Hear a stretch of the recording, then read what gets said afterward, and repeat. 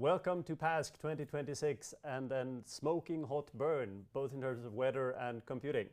I am Erik Lindahl, it's great to be here. And with me today I have Estela Suarez from Juli Supercomputing Center, who just gave a fascinating opening keynote on the importance of software and hardware co-design, in particular building bridges between applications, systems, software and hardware developers.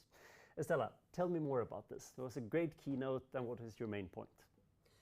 Well, I think my main point is that we need to bring the different players on HPC to effectively work together. So it doesn't help to optimize only on one side. You need to work on the hardware, on the software, and on the application development together so that things converge over time.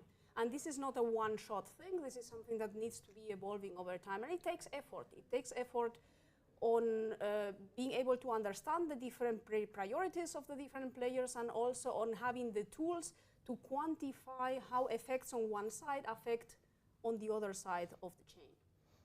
So what I really love that historically as a software developer, right, I've historically thought about this, oh, but the vendor has to change their hardware to suit my software. Mm-hmm. That's great when they do, but very few vendors will change their chip because of one simulation code.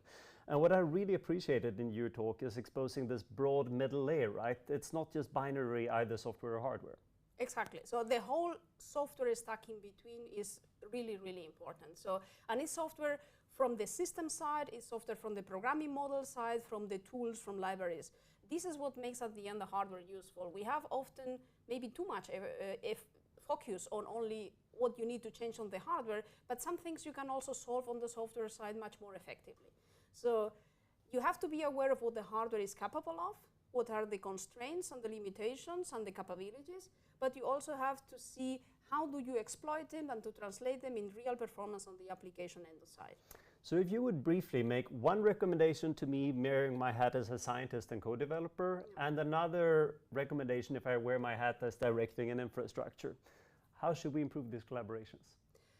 Well, from the user perspective, I think, well, actually from both perspectives, it's just to communicate and speak with the people on the other sides of the table. So from the user perspective, speak with the people that develop the software and the people that develop the systems and operate them to understand why did they take the decisions that they made and what capability they have to take different decisions. Because as you said, it's not easy. They will not change the design of your GPU or your CPU just because you like it, but they might have some things when you integrate them or when you operate them that you can tweak and can help you as well.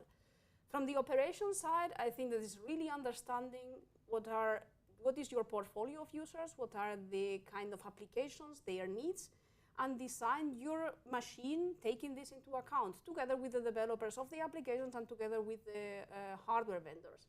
Having benchmarks that allow you to quantify really the effects of decisions on the hardware side and on the application side. So another reason why this co-design in particular is so dear to my heart, that I think CSC has largely proved this years ago with the first investments in Pitstein, when they actually decided to invest less in the hardware to free up resources to create the entire PASC program, with the ideas that we can compensate because it's cheaper to invest long-term in staff.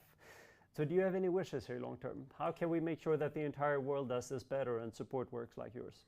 So my main wish will actually be recognizing what you just said, recognizing that the software is, some people call it software as an infrastructure, so it's really a pillar on the HPC stack. And this requires long-term investment. So having dedicated effort for improving the software and keeping it up to speed, with the developments on the hardware side, it's crucial. I have the feeling this is not often recognized. It's maybe less sexy than staying in front of a picture of a machine, than staying on a piece of code. It's a bit more difficult to sell, but the long-term impact is much larger. So, yeah. Thank you so much. Good luck in your work. Thanks for a great keynote, and we are looking forward to a very great conference this year. Thank you very much.